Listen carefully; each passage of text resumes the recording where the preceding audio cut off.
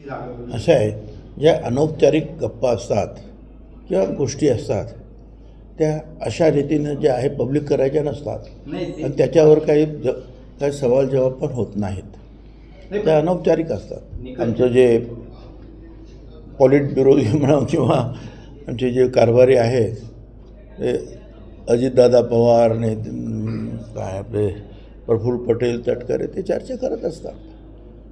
त्यांना माहिती असेल आता कुठपर्यंतची चर्चा आली. मी काय त्या चर्चेमध्ये काही जास्त लक्ष घालत नाही.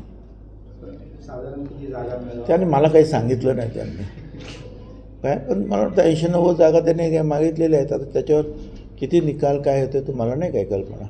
मी काय करू, त्यांनी स्टेटमेंट केलं, त्यांनी सांगितलं एवढं खासदार आले, पण मी काय करू आता तुम्हाला काय उत्तर पाहिजे माझ्याकडून. कुणी काहीतरी स्टेटमेंट देईल, योग्य असेल अयोग्य असेल तर त्याच्यावर मी काय व्यक्त व्हायलाच पाहिजे का.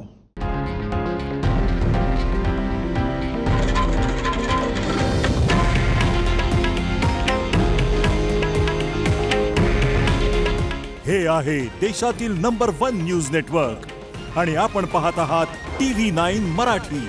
काळजी तुमची, हित महाराष्ट्राचं.